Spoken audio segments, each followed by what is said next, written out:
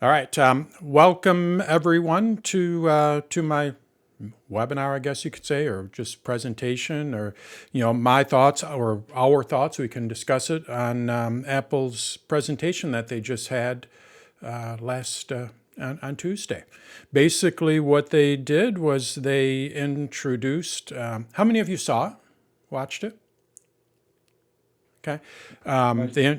They introduced the Apple Watch, as some of us know, new Apple Watches, and then they focused on the iPhone, and a lot of it was actually focused on the environmental side of it as well, which I found very pleasing. Not to get on my soapbox, but I absolutely believe in climate change, and we got to do everything we possibly can. And just I love seeing what Apple is doing and how proud they are, and they're making some big steps, which was really really cool. And they highlighted a lot of it. They probably could have cut that whole meeting down by 25 or 30% if they didn't include all the environmental stuff that they were putting in there. So I thought that was really cool. I'm very happy to see all that. But basically, what they did is they narrowed it down into three different products for the most part. I call it the Apple Watch, the iPhone, and then the iPhone Pro, Pro Max, Pro 15, that kind of thing. So I'm going to start sharing my screen here, and then we'll just kind of go over and see what they got. And let me get my screen situated here. Is, Dan, is there any Yeah. rumor that they're win an iPhone 15 Pro on my website, Dan Tutorial? We're going to be having that contest. Having a contest on Yeah, are what? you giving away an iPhone Oh Pro? yeah, right. You ought to do that. Nope, I'm being recorded, so I'm going to say I can't even joke about it. No, no. I am debating if I want to give up my demo phone is an iPhone 12, and they'll give me $450 for this thing, and then I can keep my iPhone 14 Pro Max for my demo. That's basically what I do. Is my demo phone is my last year's model, because they give you so much money for these older phones. So I might keep my iPhone 14 Pro Max for demo, which is kind of strange, but it works. Dan, this might be a question for another meeting, but I would love to know good suggestions of getting rid of old computers. Can you donate them? Are there any places you can? And I'd love to hear a Yeah, segment on maybe we that. can talk about that towards the end. There are things that you can do. Yeah, bring that up towards the end, and we can discuss different ideas for that. Absolutely. Some schools will take them if they're still workable, which is always good. So, all right, I don't have my notes pulled up here. All right. So let's first take a look at what Apple introduced with the Apple Watch. So basically, what I have here is Apple's webpage pulled up here, and what we can do is just kind of go through this. It's not letting me interact with it. Hold on, there we go. And we can kind of go through because they just went. I wrote down bullet points, and a lot of the bullet points are basically what they're covering with in this web page. And what I was always wanting to have a round watch face, the old traditional watch face, and I'm kind of starting to lean towards, okay, maybe this is after 5 years, this is starting to, or longer, starting to warm up to this rectangular face, because you look at that there, and I think that looks really really sharp for an Apple Watch. But basically, the from what I can tell, for the most part, the form factor hasn't changed. They still have the digital crown, the button, and there's no action button on the regular Apple Watch. And on the Ultra, which is what I have here, there is an action button, which is also what they've added to the iPhone Pro Max. Talk about that later on. No, basically, this is the new Apple Watch, and smarter, brighter, and mightier. So what they mean by smarter is Siri can now do the processing on the Apple Watch itself without having to go to the cloud or anything like that. Which, it's kind of amazing the power that they're getting, or the processing power that they're getting out of an Apple Watch, the size of it. It truly is, I find it incredible. Brighter. It is now twice as bright. If I got where are my notes there? Double the brightness of the Series 8. And if you think about that, that's quite a bit brighter. I mean, I never really thought that the Series 8 was that dim, and now this one's going to be twice as bright. But if you're in sunny weather, we don't have that much sunny weather here, so that's probably not why I really needed it. But if you're in Arizona, that sun, you're going to need that bright light to see it. So, Dan, are we it's one brighter. step away from the Dick Tracy watch, FaceTime on the watch? Or is that never going to happen? Cameras, I don't know. Cameras, I think that's I think we're far away from that yet. We'll see, but I think we're far away from that yet. But I would never think that I would have a car that drives by itself either, and I do. So, so it's the most powerful chip that they have.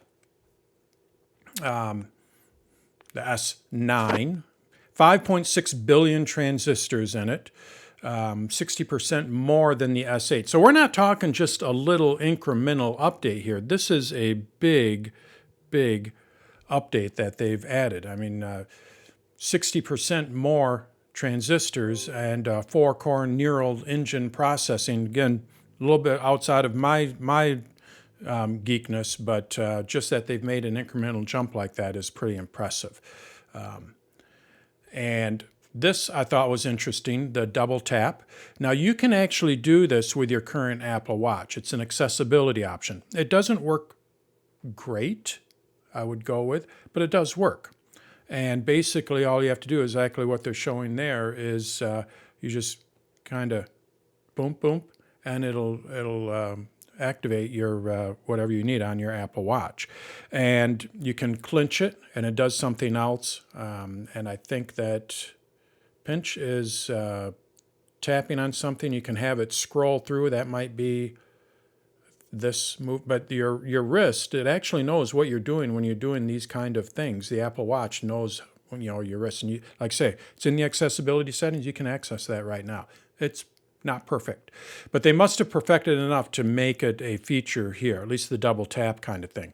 And I know, I think it will be handy because I'm one of these people, and if you have an Apple Watch, I'm sure you have all done it. Hands full. So you need to look at something on the Apple Watch. What do? Touch it to your nose. Well, you will no longer have to do that. You can just, double tap like that, and it'll let you in. So I think that is going to be a nice welcome feature for it. Play music, so you can pause music just by double tapping, answer a call like that, reply to a message. Basically, the way that it works is whenever you're looking at something on your Apple Watch, there is an actionable item on it. A primary button, I think is what they call it. And when you double tap, it's going to tap that double button. So if you're listening to music, the primary button on your Apple Watch is going to be pause play. So that's why you can pause it or play it. When the phone call comes in on your Apple Watch, the primary button is to answer it. So if you double tap, it'll answer it. So that's basically what it's doing, is it's looking at that quote-unquote primary button. It's looking at that, for us Mac users, it's looking for that little blue button, the OK button. I don't know if you know this, but you don't actually have to click on that button. If it's blue, you can just hit the return key. Well, this is the return key, the double tap. So I'm hoping that it'll be a confirmation, too, for when you send Apple Cash or use Apple Pay. Right. If you double tap, that's instead of pressing the side button on the iPhone to confirm it. Yeah. Well, actually, I use the password thing.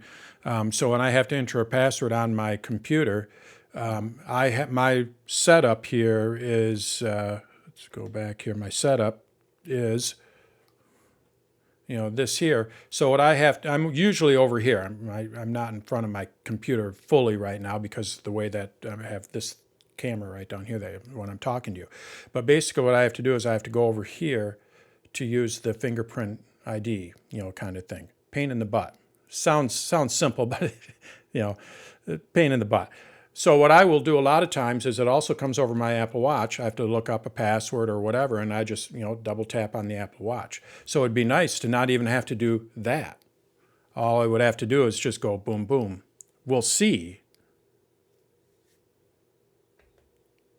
Where the guy is saying 5, 10 years from now, you won't have an Apple phone. It's going to be a Oh souped yeah, up Apple Watch, and you're going to have a iPad. The only hitch with that is, what they're going to do with the camera. But if you don't really are concerned about the camera, you can do everything with your watch, and you have a souped up iPad.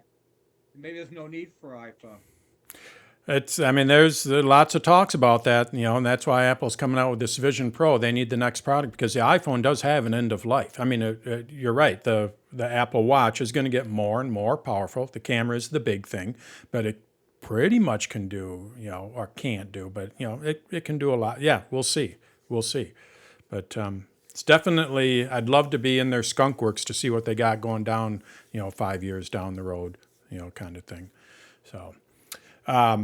So here's the brighter screen. It goes up to 3,000 nits if you're using the Ultra Watch, and 2,000 nits where the old one was only 1,000 nits. So you're, like I say, it's quite a bit brighter. There's the Siri, so you no longer, it does all the onboard processing for Siri. HomePod controls. I have a HomePod. I think it's unplugged. I'm a Sonos fan. So I don't even use HomePod because it was too clunky for me.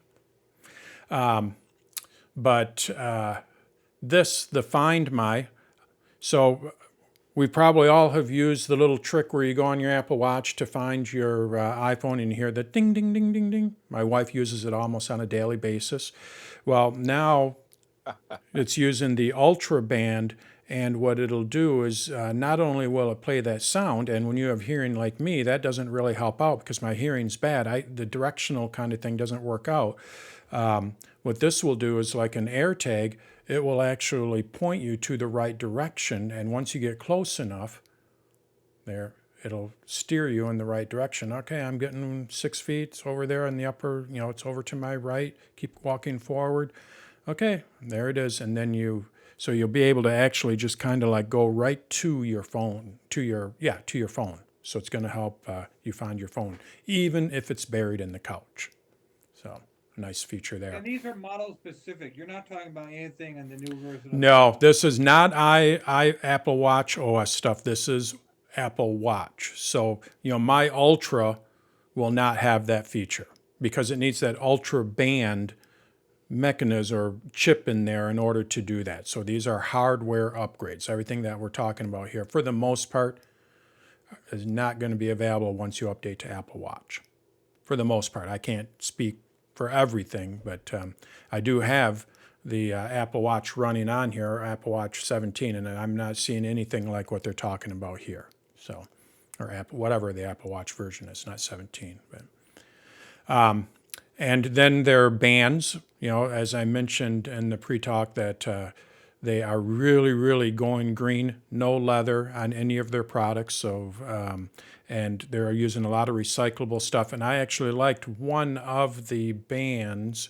Well, first of all, if you buy one of their Apple Watches, I forget which one, it is going to be 100% carbon neutral. So they're offsetting it and using renewable energies, and even the bands are using recyclable material for it. So pretty big step there. And like I said, I very happy with that. So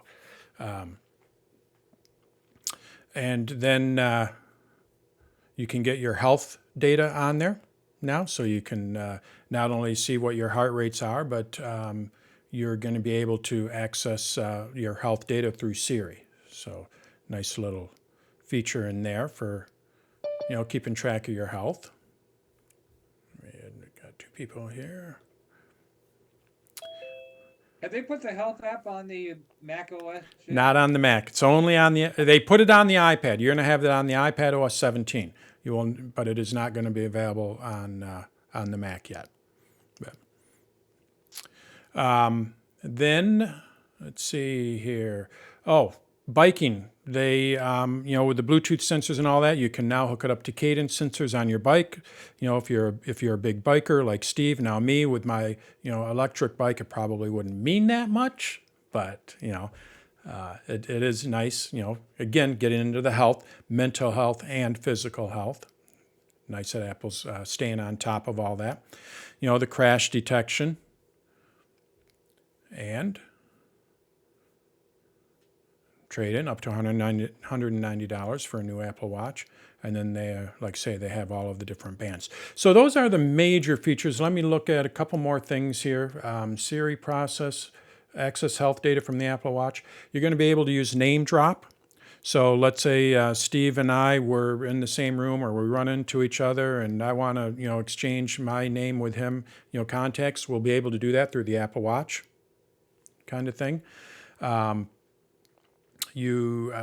more leather, and more on the environmental thing, but they're using more ships, like to ship. So we're talking the big boats. My friend was disappointed. He was hoping the Ultra would come out in a smaller model. He has a yeah. It's the whole thing is, so let's take a look at the Ultra. I think it's a battery issue, right? You can't really. They need a larger watch for a battery. Yeah, and I love. I am not a big. Where is the iPhone? Where's the Apple Watch? Here we go. Ultra 2. I used to get into running and all that kind of stuff, and then cancer hit me and kind of sidelined me. I need to get back into it. I'm all good now. So, but it just kind of gets you out of that habit, and you got to get back into it. So I'm not an exercise nut or anything like that, but there's two reasons why I bought an Ultra. And one of them is the battery life. I have a charger sitting on the couch, and it says, "Oh, you're at 20%." It's a fast charger. I just put it on there for half an hour, and then it lasts for, I'm not kidding, 2 to 3 days. Just absolutely love the battery life of it. Wow. Then also the bigger print. I have the readers, and I'm going to the eye doctor to get permanent readers, or readers that I'm going to wear every day. I mean, my vision's getting now where I should just have these things on all the time, but usually I don't have these things on, so I just like the bigger display of the Apple Watch so I can read it. So those are the two reasons why I have the Ultra, is for that. But the battery life is really amazing on it, and it's impressive. So I think I have an Ultra too. I think the durability. I think it's Well, the Apple Watches themselves are pretty durable. It's pretty. My brother is one of those people, like, I don't want to buy an Apple Watch. I'm going to scratch it. Like, you won't scratch. He goes, nope. I buy a watch. I'm going to scratch it. It's just what I do. Well, he bought a screen protector in your watch, Dan? No. I don't. I'm one of these people. People don't get it. I'm one of these people. Well, especially on the Apple Watch, it's already big enough. I'm not going to go and do that. And it is, I was going to say, the Ultra is lighter than, so you said you have an Ultra? Yeah. It's lighter than what people think. It's quite a bit, it's quite light. But I'm one of these people that people don't get it. No case. And same thing with my wife, no case. We don't use a case on our phones. My brother doesn't either. I'm doing CPR on myself right now. Yep.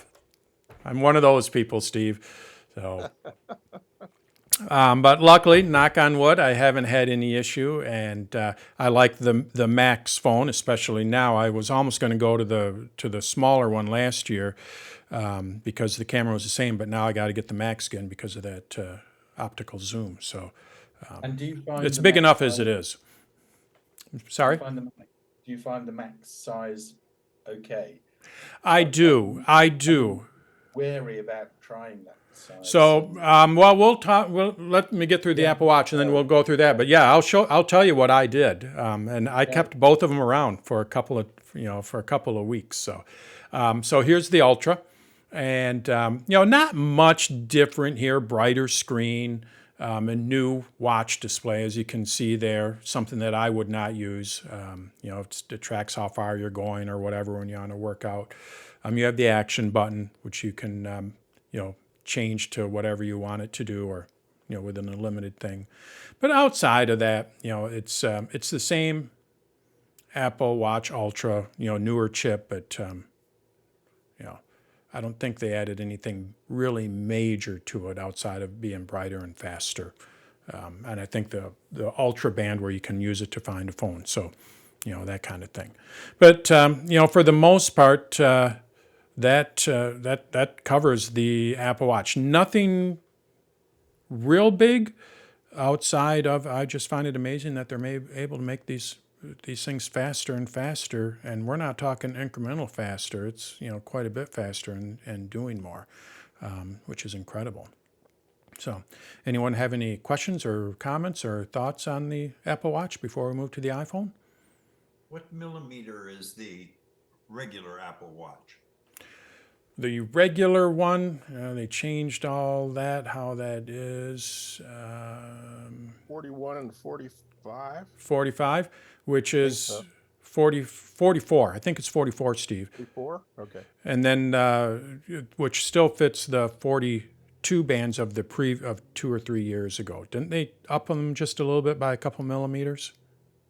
Yeah, and I forgot what generation they did that on, but Yeah. I think it's Still basically two sizes. The small size fits all of exactly. the smaller watches. The large size fits all of the larger Apple Watches.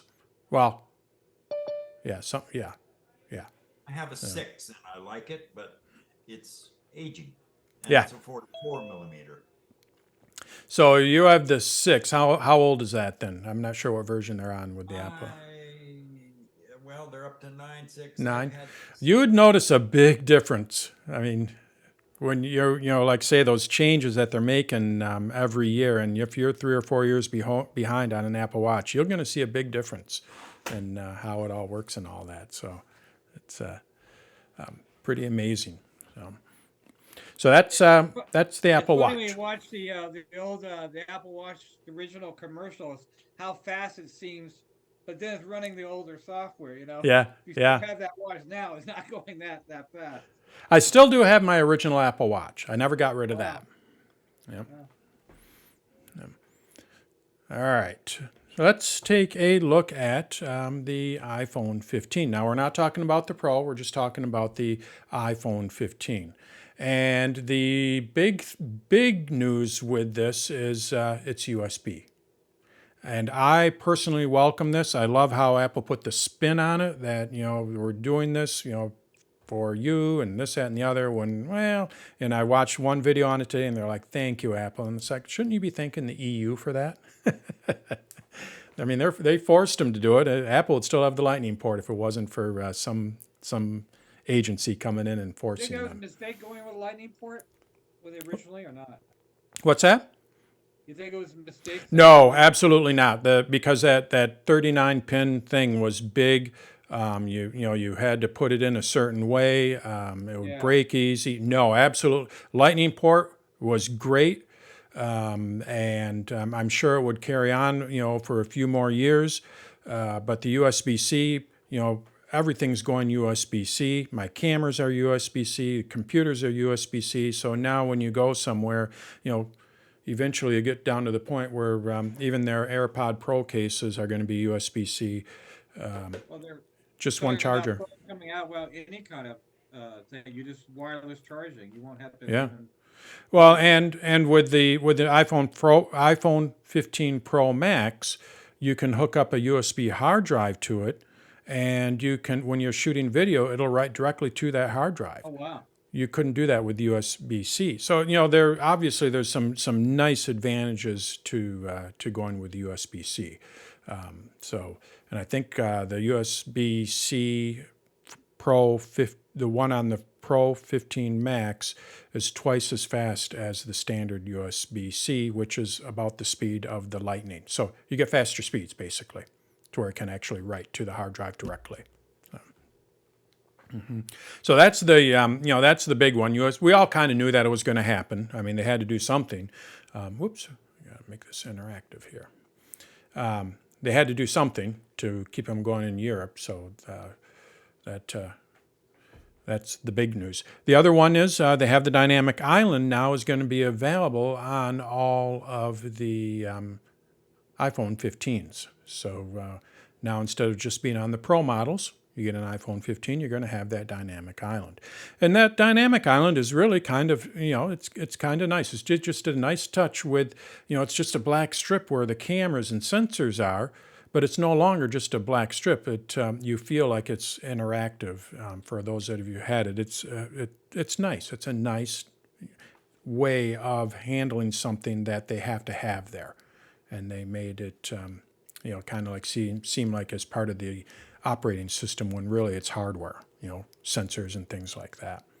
So with the USB-C, I didn't think about this. I mean, when you'll be able to charge your AirPods Pro through your iPhone, or you're going to be able to charge your Apple Watch. So you can use this as a charger if you wanted to. So kind of a nice little feature there. New colors, dynamic island, and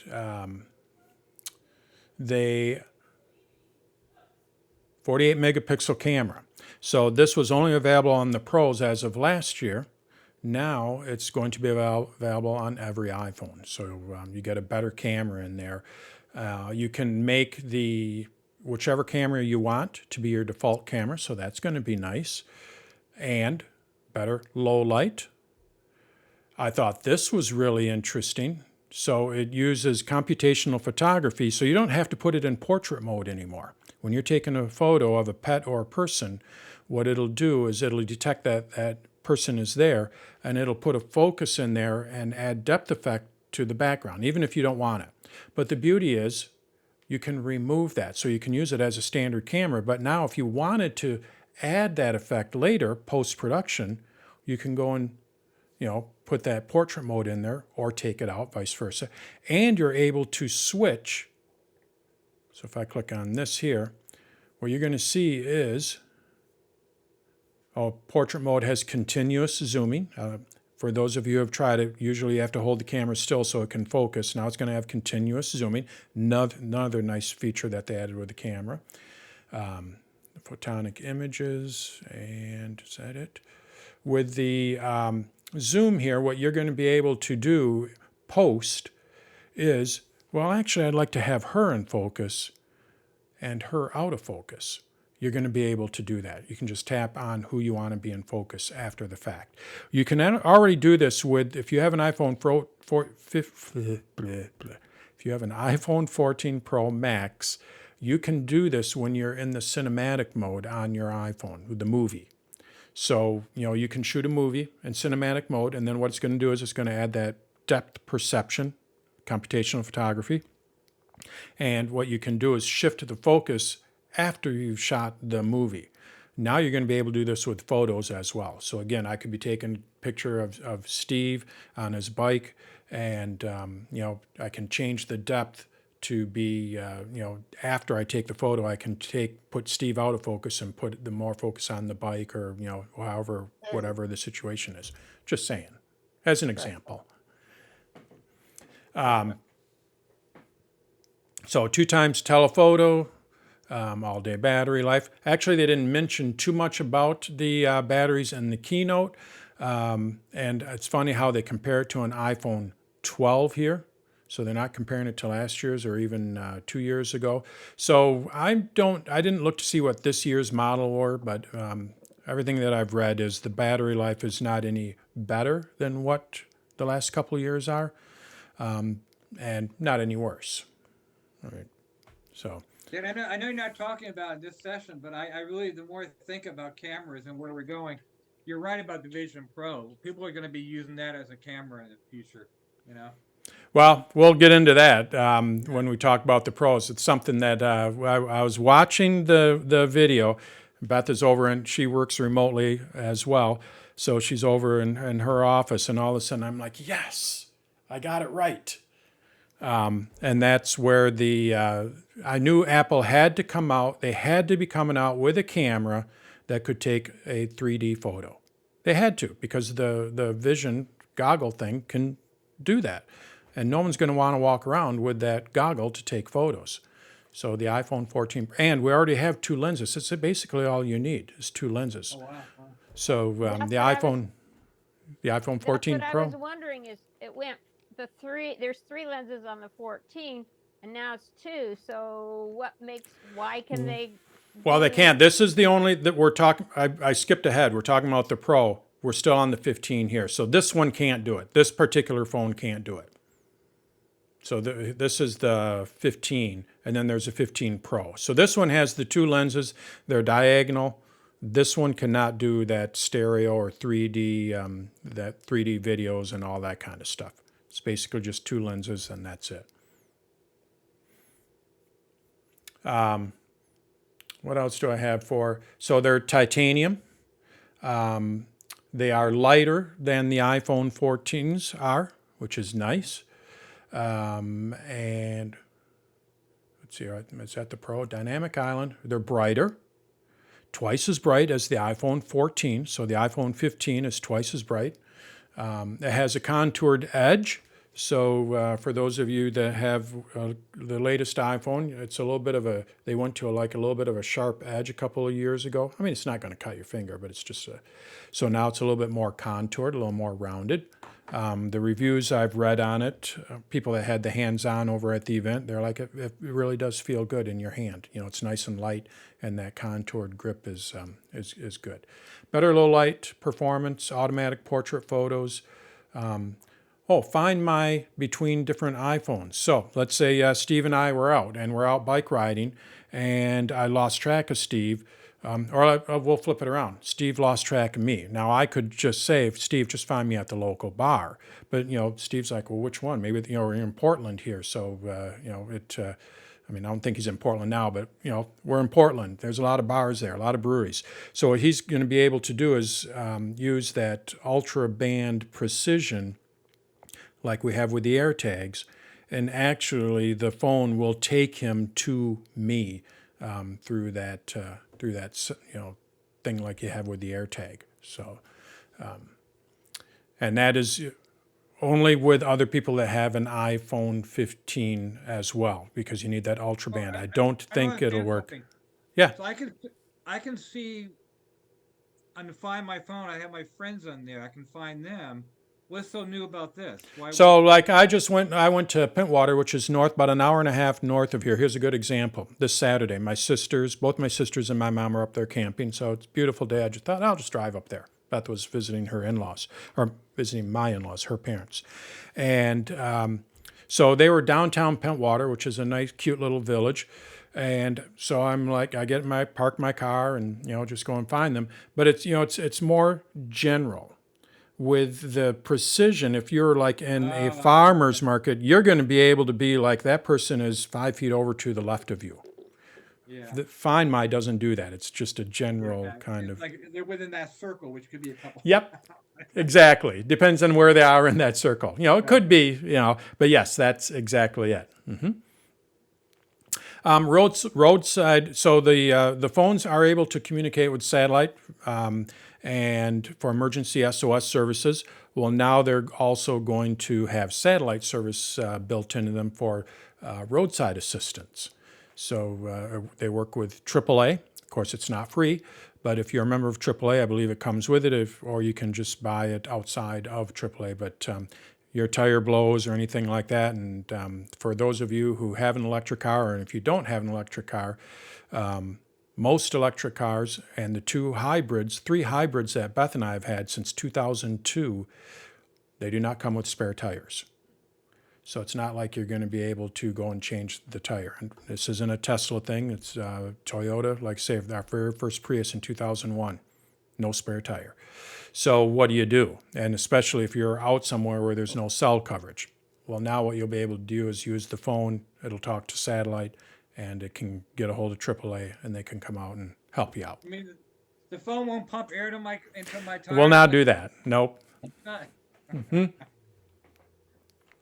And then the last, let's see, is that it? Yeah, satellite. So and those satellite services are free for 2 years. So I don't know what that means, because I think they said that last year too. So I don't know if that's tied with the phone. I don't know exactly how that works. If I weren't to do anything with my phone, would I have to start paying for satellite service on my iPhone 14 in a year or two? But it is free for 2 years. So that's what's, basically what they went over with the iPhone 15. So some nice improvements, USB-C, the dynamic island, a better camera. Of course, I'm all about the camera, so I really like that. But the satellite services, I think that's going to be nice. And the automatic portrait mode, so nice. And if you're on a budget, does it make sense that, let's say, if you don't need the latest and greatest, to wait a year and then Apple will trickle the things down to like the 15? Typically, what they do. So John Gruber had a very good article on this. I'll pull this up here. Give me a minute here. And he talked basically about this whole thing, how it works. Let's see if this will go. Or do I have to type I in know the they whole, lowered their prices. They had the prior model that lower that down if you wait. But I'm thinking about features and stuff. I think it trickles down. Yeah. Let me try this again. There. It's like with cars too. The Yep. high-end cars, eventually they go down to the. So I don't know how many people are familiar with John Gruber. I really, really like his stuff, and I think this is where he talks about it. I don't think I can blow it up. Rumors present Apple is going to make the price for the iPhone. So this is where he. That's in a podcast. He talks about it. Here it is. iPhone's pronged to whatever phone. So essentially, in one of these articles here, he talks about basically what Apple does is, for the most part, and I'm being a little bit on general side, but this year's model for the iPhone, the 15, is going to be next year's, this year's. They every year it just gets so, basically this year's model is going to be what we're going to be able to get next year at a cheaper price, of course. Outside of the pros, is basically what I'm trying to get to, is the pros, it doesn't work that way. They don't do hand-me-down on the pros, so they don't sell the pros at a lower price. So if you want to stick with the pros, with the better camera and all that, you got to keep buying their most expensive stuff, for the most part. But anyway, he has a very good article on it. It's just daringfireball.net. And like I say, if you haven't heard of him, been around for years, and he does a really good analysis of Apple's strategy and things like that. daringfireball.net. Not .com, but it's .net. John Gruber. But he talks all about that. So, all right. Let's go over to my favorite, the iPhone 15 Pro. So this is the one that is titanium. So basically they made this, it's stronger and it's lighter. So two things. It is 20 grams lighter than the iPhone 14 Pro Max. And that when I got my iPhone 14 Pro Max, I did think it was a little bit heavier. So I'll get into how I decided to get into the larger phone. I've always had the larger phone, and I thought, you know what, I just want to go to a smaller phone. The camera's the same. I think they did this last year. Maybe it was 2 years ago. So what I did, Apple, has a very gracious, especially if you wait until November when I think they do it before Black Friday, very gracious return policy. So what I did is I bought an iPhone 12 Max, and then an iPhone 12 Pro, which is the smaller version of it. And I just bought them, and I used them for 30 days. I carried both of them in my pocket and just kind of felt which one I wanted to use. Sounds kind of nerdy, but it's a pretty big investment, and it's a big phone. You want to make sure that you're getting the right thing. So I did that, and in come at the beginning of January, I had 15 days left. I decided, you know what, I'm going to stick with the Max. I just liked the Max better. The other thing that helps me with it, as I said earlier, I do not have a case on it. So, Steve, cover your ears. But I do not have a case on this. And when most of my friends have a case, and when you go and put an iPhone 14 with a case next to this without a case, you'd be surprised at how big that iPhone 14 is. So it's not like I'm getting a bigger phone. The way that I look at it is people who are buying an iPhone 14 are making it bigger by putting on a case. That makes sense? Yeah, you'll never buy an OtterBox thing, you see. No. It's another story. I have our friend Marilyn, who the ones that sold their house, bought a motorhome, and all that. We were doing at a Christmas party. This was a few years ago, probably 5 years ago, and she's like, "Oh, yeah, I got this OtterBox thing." And we're all at a Christmas dinner, kind of thing. And she goes, "You would not believe how strong this thing." And she took, this would make you cringe, Steve. She took her phone, it was in an OtterBox, and she just whipped it on the ground. Didn't break, but I'm just like, "What are you doing?" She goes, "No, this OtterBox is great." You don't want to do that too often. It's not that great. Oh, man. I cringed on that one. She just whipped it down. Like, that's not going to do anything. I'm like, oh, wow. I don't want to digress, but do you get Apple Care in your phones? No, I do not. Waste of money or what? I'm not going to say it's a waste of money. No, absolutely not. And if I got an iMac, I would get Apple Care on it. I've had the luck of, I've had a lot of Mac computers, and rarely, I've never had to replace the glass. I've been with an iPhone since they came out. Never had to replace the glass. I've never scratched. I You don't have know. kids, do you? No, I don't. Maybe that's what it is, but yes. So no, for me, I just look at my history, and I say that to other people. They're like, "Well, I got insurance on it." I'm like, and then they're like, "I can't believe you had a case on it." I'm like, "Well, when's the last time you dropped it?" "I drop it every day." "Okay, well then, yes, you need a case." I don't, not that I'm not saying I'm better or anything like that. It's just my habits or how I don't know. I just I've been prone to be very lucky in that my stuff I've been able to keep pretty safe. So Yeah, but some of you guys have large pockets. I have a little pocket. yeah. So I have the OtterBox Defender with the holster. It's the holster that saves me. Otherwise, and I dropped my 14 Pro not too long after I got it. But Yeah. I'm just saying is for people that don't have big pockets. Yeah, and it's really, by all means, it's my savior. and with these, I'm waiting for the iPhone Velcro. oh yeah, there we go. And with these, it all depends on how you drop it. Of course, I could drop this and it will be. I'm not saying I haven't dropped these. It falls out of my pocket when I'm sitting in a chair. Especially when you're in a camp chair, and all of a sudden, kunk, kunk, kunk. I'm like, oh crap. But I've been lucky. It just hasn't happened yet. So I'm just like, for me, it would have been a waste. I would have given Apple a lot more money and not gotten anything out of it. That's the insurance industry, right? So for me, I just feel like I didn't need to have it on here. And one of these days I will need it, but in the long run, it's still going to save me money because I haven't used it in such a long time. And to support your case for the non-case, I have a little bit of remorse, about putting a case over a beautiful, right. beautifully designed iPhone because it feels so great in your hands. Yeah. Remember the iPhone 6 models with the rounded side? Yeah.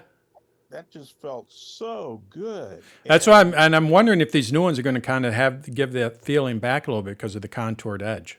But right. Yes, yeah. Right. I'm with you, Steve, because that's what I feel. It's just beautiful. Yeah, but Beautiful. it's funny when you go in the Apple stores, they talk about durability, whatever, but then they try to sell you, well, but you got to put cases on them. You got to buy our cases too, Yeah, I used to. This is bad. I'm not a screen protector person either. And the new iPhone 14 Pro and the iPhone 15, the iPhone 15 Pro, they, I know the Pro, and I think they put it on the 15 too. They have that silicon screen protector. Apple installs it on there. It's embedded in the glass. It already has a screen protector on it.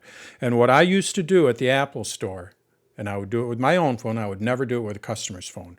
But they're like, I want to look at this. This is 10 years ago. I want to look at this, screen protector. Do you think they're any good? I'd pull out a key. This is when I carried keys. And I would go, see any scratches?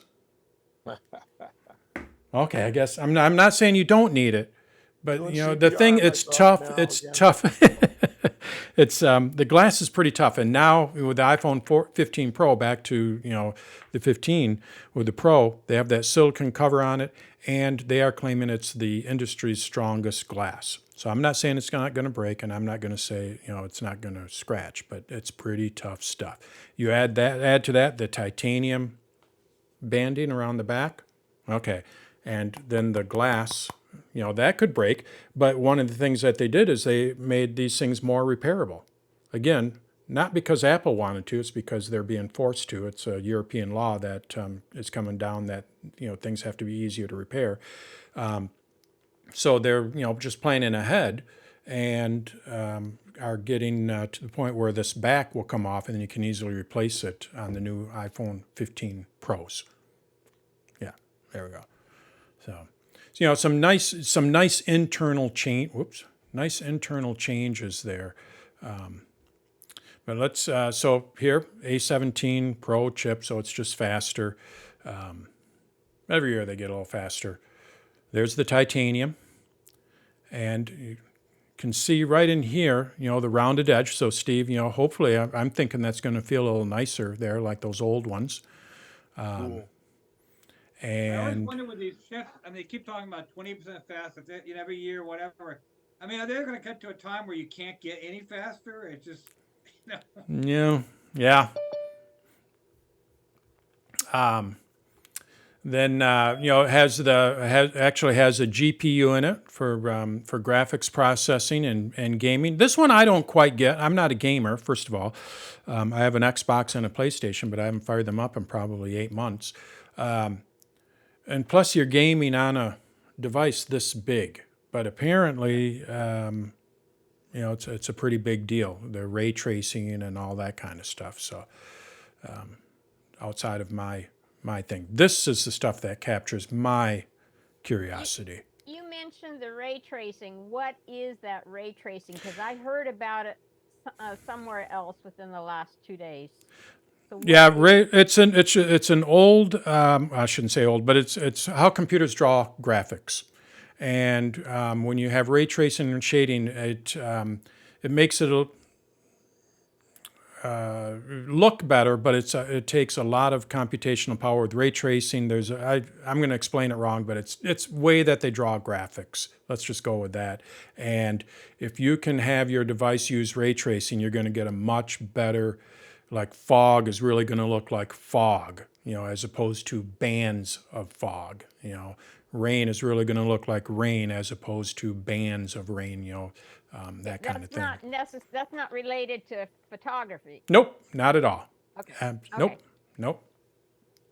So here's what I got excited about with these cameras. So obviously they're going to use professional cameras, photographers, and all that. So we're going to see the best photographs here.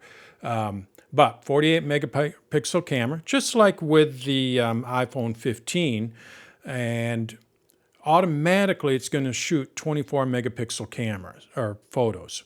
So if you take a lot of photos, I'm already thinking that I might have to upgrade. Although I looked at my storage space, I do not use a lot of photo storage, but I am starting to use it in iCloud. So they increase the iCloud storage that you can purchase. Of course, you have to pay them more money, but you have just a much better camera.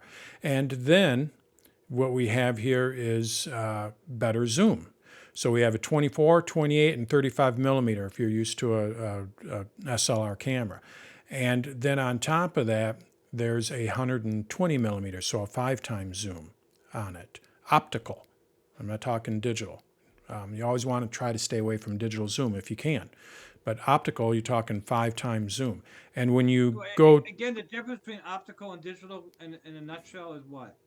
Optical is real life. So when you're zooming into something, it's like me taking 10 steps forward. It's, where digital, the computer on the phone is manipulating it and being like, okay, I can zoom in 100 times on this, but it doesn't really know what's there. It doesn't have that detail. So it's using computational photography to render that.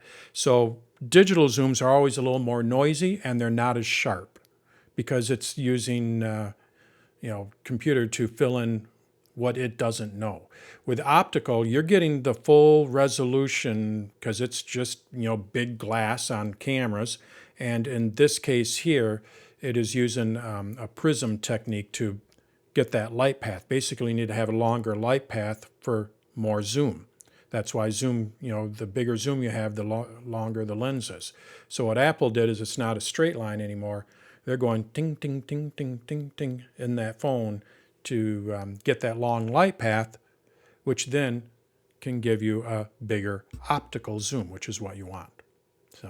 So it's still capturing optical zoom. You're still capturing full detail. This is on Digital both the zoom, Pro you're and not. Pro Max? Pro Max. Oh, so not the Pro. Right, not the Pro. The Pro's smaller. Wouldn't be able to have that. Correct, which is why I want to have the Pro Max. Oh. Yep. So the Pro has the 24, 28, 33 millimeter. The Pro Max adds one more to it. Has that same portrait kind of thing where you can take a photo and change the focus after you've taken the photo. So here you can kind of see if they demonstrate it here. So if I wanted to, they're not going to demonstrate it here, but I saw a thing where you could change the focus to her hand and then the fan is out of focus. And you can do this after you've taken the photo. Better night vision, more accurate color. Shift, zoom, steady cut. Okay, so this might be where it is also. But basically their sensor shift, the stabilization, the way that they stabilize the camera, the way that they have little coils in there and the thing will bounce and go this way it goes up and down and this way and this way. But you're talking like micro, just amazing what they can do with this. With this phone, it's the first time on a smartphone, not only are they going to go up and down and left and right, but it goes back and forth. So it's a full 3D stabilization, and they need that for that optical zoom. So back on what you're talking about, Mike, with the optical zoom, anytime that you zoom in, you have to hold your hand steady because whoops, there I'm zooming in. I didn't want to do that. There we go. So I thought I turned that off so I wouldn't do that. But anyway, anytime that you zoom in, you got to hold that camera really steady, especially, the further you zoom in, because anything that is over here is magnified over here. So if you just move a little bit here and it's going to, whatever you're zooming in on, that way out here is going to be like this. So what you want to do is you want to stabilize it. Obviously, that's why we have tripods, to keep them stable, especially when you're shooting a picture of the moon. You have to have it on a tripod. So back, that Samsung commercial from a year ago, there's absolutely no way somebody can take a picture of a moon with handheld with a smartphone. They use computational photography for that. So basically, you just need to have incredible stabilization. So that's what they have here. I believe it is twice as stable as the iPhone 14 Pro. So just really, really good stabilization. And they said that they needed this for that 5 times optical zoom. And the 5 times optical zoom actually transforms into 10 times optical zoom for macro. I don't know exactly how that works, but it'll work well for me. You see a cute little bee. I don't want to get closer. I don't like spiders. But if I wanted to take a picture of one, my phone will go into 10 times macro zoom, so I can, zoom in 10 times optically to get a picture of that spider without having it be near me, per se. So their zoom is just really, really good, and this is part of the reason why they're able to do it is because of this new stabilization. Pro Video. As I mentioned earlier, USB-C, so now they can write directly to a hard drive, so it's not writing to the phone. So, I honestly do believe that you're going to see more movies and being shot with an iPhone. I don't see any reason why it's not going to be Oppenheimer or anything like that. But I think it's good enough.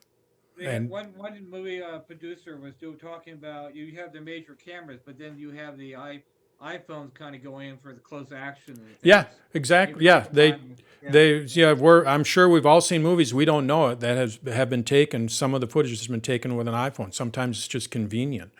And now what they're going to be able to do is shoot with log files, which is good for color correction or color grading. So now, an iPhone has different lenses, different sensors than what a Sony, big camera was. So what they can, there's a system that you follow, the color grading, where you can match all of that. So no matter what camera you're on, you're going to get the same color. So then when you're watching it in a movie theater, you don't know when they switch cameras. But all these cameras have different, so it's the log file that allows it to do that. Well, now the iPhone, you can use that same log file, and it'll match the other cameras, or in post-production you'll be able to match the color grading of your other cameras. So it just makes it easier for people who shoot movies to use it in production. And again, it's not again, but it's also AC, the Academy Color Encoding System. So is that what you're going to tell Beth, that you have to have an iPhone Pro Max because you're going to be shooting a movie? Yep. I don't know what on, but yep. I mean, some of you know this. I have a problem. Here's one of the cameras I just bought, and I have two 360 cameras. I got a problem with cameras, so definitely. They fascinate me. They absolutely fascinate me. And then here's the big one, the spatial video camera. So, Chris, what you were talking about there with the diagonal lenses, it's not so much that they're going to have diagonal lenses, but when we look at this, I have the two lenses here. These are the two that they're going to use when I shoot in that 3D, or spatial is what they call it, and then I'll be able to watch it on my VR. So for those of you who don't know how VR works and all that, when you're watching something in VR, there's basically two ways, or two types of videos. Well, I'll go three types of videos in VR.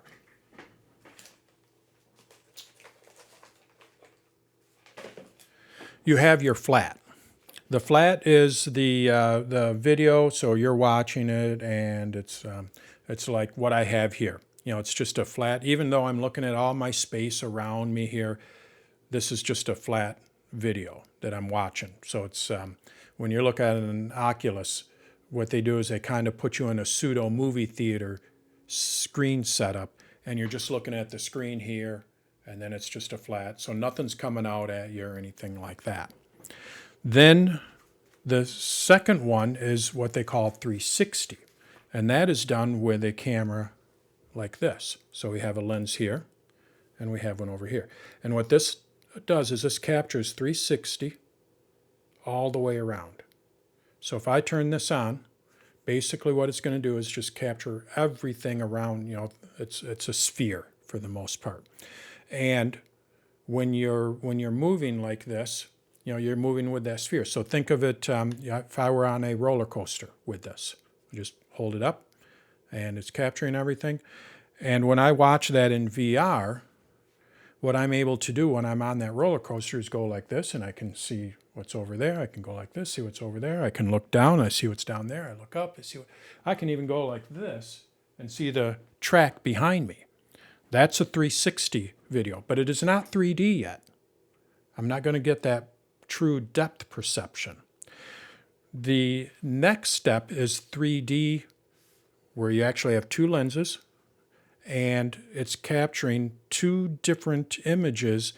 And then when you put it into a VR, you're actually it's like a 3D. You're not watching just a flat sphere or a flat movie. And that's what Apple is touting, that what their spatial video is on the VR. That is true 3D. So when you're watching someone on the birthday party, like what they have in their video, it truly is like you're there, because it's if someone's further back, they physically look like they are further back. not in a movie where it's just slightly out of blur. That's how you can simulate when someone's further back. They just blur them out just a little bit. You truly think, and you could go around like this and, kind of, it's a truly 3D. The only way you can do that is with two lenses, because like your eyes, you need two eyes. If you only have one eye, the people thing they have can. on the Apple website, that's VR, where they show, and here's what the iMac would look like on your desk. That's straight VR. That's right? straight VR. Yep. So what this will do when you shoot a video with this, it's going to two different things here, and then when you watch it in the VR, you're actually going to get a 3D movie. Spatial movie is what Apple calls it. So I said earlier when I was watching the keynote, I literally just went like, yes, I was right, kind of thing. I'm like, Apple has to come out with a 3D camera. Of course, I'm a camera nut. I'm like, they have to come out with one. There's just no way that they're going to have this feature. But I didn't hear anybody talking about it. I'm like, they got to come out with a 3D. And my brother and I, he works with mirrors and glass, and he understands light far more than what I do. And he's like, yeah, so he tells me all about this. He tells me about polarization and how it all works and, nerdy stuff. But he's like, yeah, all you need to do is just have two lenses like this. And then, he goes, it'd be nice if they could put it, one over here and one over here, so it's spaced like our eyes. So it's not going to be great, but it's going to be better than anything that we've had before. And I'm sure with computational photography, it's going to be fine. They'll be able to tell the depth just by having it that far apart. So that's probably to me, once the VR comes, if anybody is going to be getting that VR headset, I hate to say this, if anybody's getting that VR headset, they're going to regret not getting the iPhone 15 Pro Max. And that's just how, because I just think where this technology is going to be going in our schools, the kids will have hopefully less expensive vision things, and you build a see and touch, and Oh yeah. It of course, how do you teach with something like that? But yeah, it's going to be it's going to be interesting. I'm fascinated. I can't wait to get one of those VR things. I do have an Oculus, but Apple's just going to do it that much better. So yeah. Yeah, my husband he had done photography before, but when we got married, he was in photography in the Army. Mm-hmm. Actually, he worked in the White House photo lab. I mean, that's my claim to fame in the mid-70s. Yeah, he was considered White House staff. But Okay. he taught me a lot about photography. But then we ended up going to Asia in the late 80s, and he taught photography there. And one of the things was he would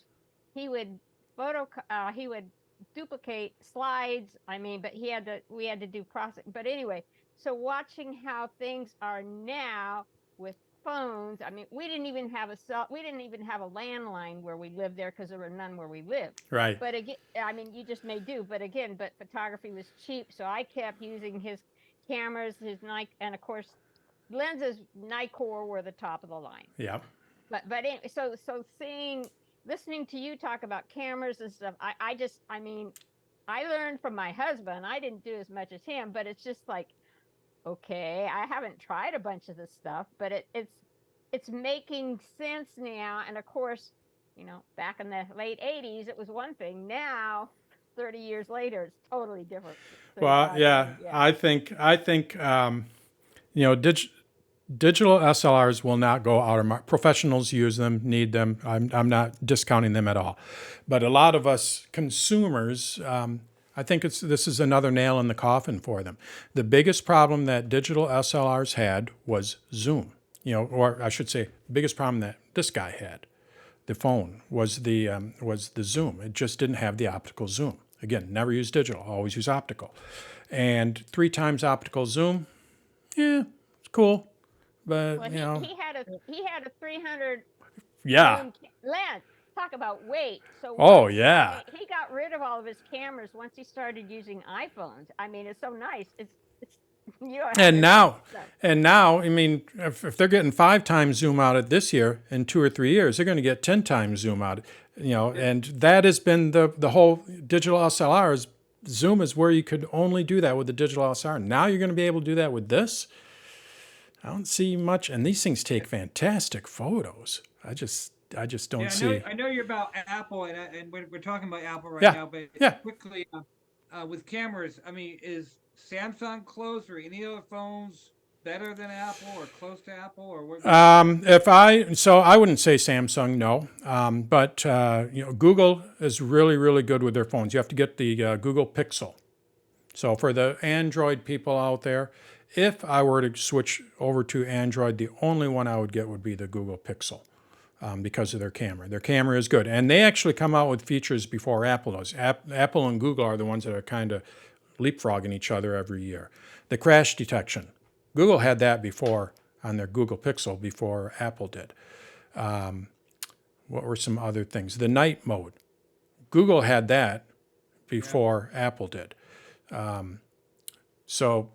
When you read some of these reviews, some people still, some of the core people, if you're just looking for a camera, then some people will still say that, at least on the 14 Pro, the Google Pixel is a better device for camera only. Now, of course, I'm in the whole Apple ecosystem, and the camera is fantastic and good. I shouldn't say good enough. And they say this, it's still a great camera. But if you just want a camera and a smartphone, Google is where you need to go. Yeah. But Samsung, no, I wouldn't think that they're in the game anymore. So it's Google. Let's see here. So there's their spatial little guy there, headset, and let's see here. Is that 120 millimeter? So like you were talking, Chris, it's not 300 millimeters. But it's 120, that's quite a jump. And on a beautiful day, when he shot, he said, forget the 50. He used the 35, or he liked the 85. The 85 gave you that much more. I mean, it wasn't zoom, but it was good. I mean, right. So I can understand getting closer to 120. That's a good right. range. And what you can do is there's their little prism, how it bends, makes the light travel faster or longer.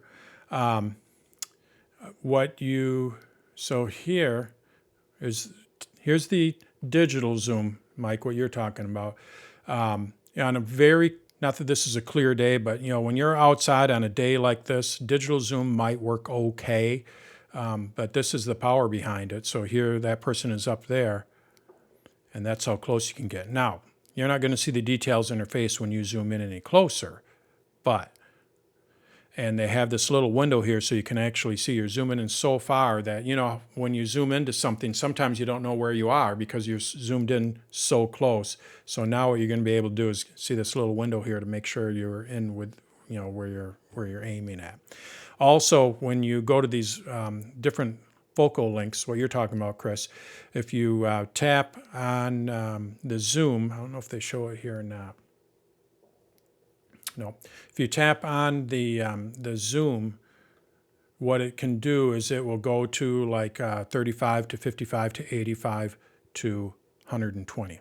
So I don't know exactly what they are, but even though it goes 1, 3, 5, you actually have more levels in there just by double tapping on it. So your husband might be able to get the 80, his grand, I don't know, exactly what it is, but might be able to do that. Action button, I really like this. And basically the mute button on the side is now going to be an action button, and you can still always use it as a mute from what I've read. If you hold it for a few seconds, it mutes it and doesn't mute it. But back to the camera. What I do to get to my camera is I will press in on this little guy. Oops. And that's exactly how it works. Sometimes I'm like, oops, didn't quite work. But that's one way of getting quick to the camera. Another way is to swipe over to the right. But you have to look at the camera, and when you're on a sunny day, that kind of thing. Well, now what you're going to be able to do is, this is going to be a physical button, and that's what I want. I mean, I like digital buttons, but physical buttons are feel. So I'll be able to be like, I want to take a quick photo of that. Without even looking at the phone, I'll be able to just go, I can feel where that button is, open up the camera, and take a photo. Nothing like having a real button and for stuff like that. So you're going to be able to make that action button do a number of things. Focus, camera, That's what I'm going to do. But a flashlight, it depends on how you use your phone. I'm sure people who take a lot of memos, translate, magnifier. You can even have it open up any specific app by using a shortcut, and you get to your accessibility settings, to various accessibility shortcuts. So the action button is going to be nice. So the action button will only be related to just one of those functions? One of those functions. Okay. As far as I know. Besides- Yep, because it's going to work like this. We can't do that on our Ultra, can we? Who had the Ultra? Was it I did. Mike? No, you can't. Yep. You can't. It's only just one thing that we can do with it. So I'm going to assume that this is going to Besides- be like that. I mean, will it still do the camera thing, or if you want to keep it just for the camera, then It's going to be pretty easy to switch from what I understand. So, I'm going to keep mine on the camera in my case. Right. But you can switch it. It's not, but yeah, only one. So have you factored in? I remember some of your old videos. You're going on cruises and trains and all that. So of course, Beth is going to want to go on new exotic trips with your new camera, right? You're going to have to get new pictures, right? And I factor that in too, in the price of the camera. Of where you're I use them for my tutorials and all that, so I could partial write off. You can't go out to the backyard. You want to go to Asia and Europe and Yeah, we are going to Puerto Vallarta. I might be going to Disney. She's going to Cabo in December. Then we're going to go to Puerto Vallarta. Then we're planning on going to Savannah area in April. Might visit our friends in Arizona. With the camera on it. I'd love to see. Yeah. videos. Yeah.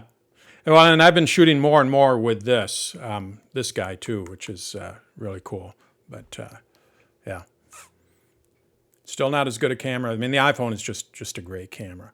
And then they're giving you this one. I'll end with this. They are claiming that in the keynote, they said that they'll give you up to $1,000 off, or your carrier will. So in my case, Verizon. Depends on the carrier and all that.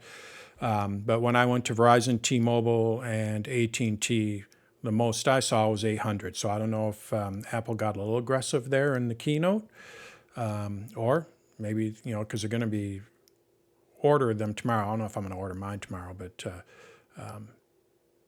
usually I just kind of wait and see what people say about them. So how much does it cost?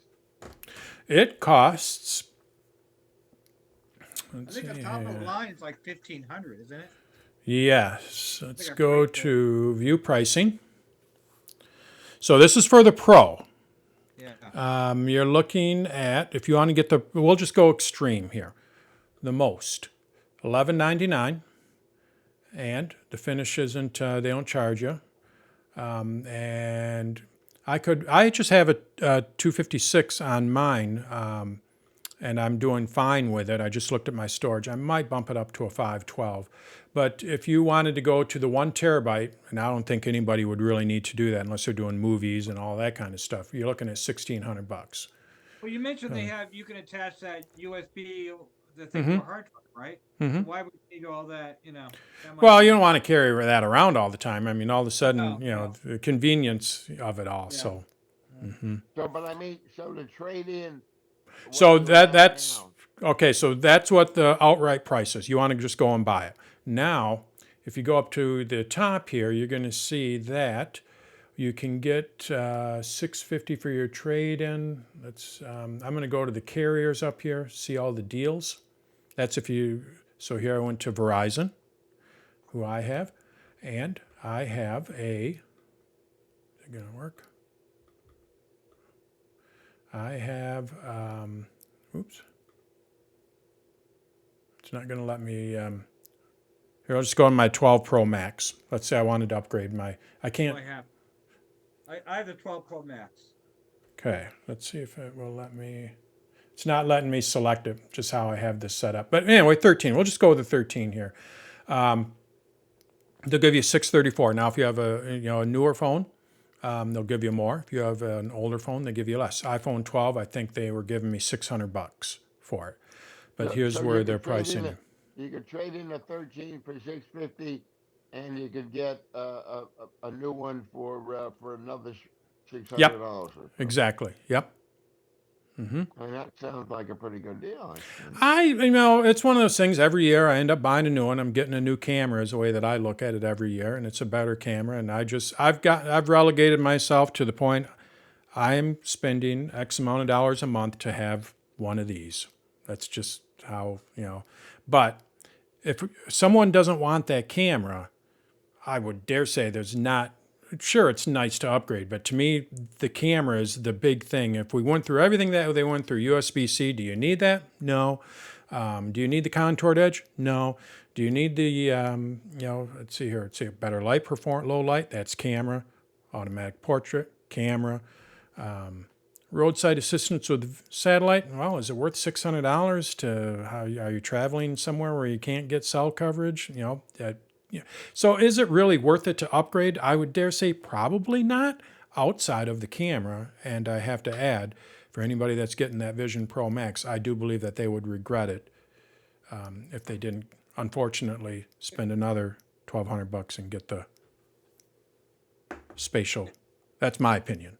So. Dan, I have to leave, but I want to ask my question now, if you can Yeah. answer it. So I know you can trade phones in, but if I donate a phone or equipment to a school, will they give me a tax write-off or something? I believe they will. I don't know, though. I really don't know.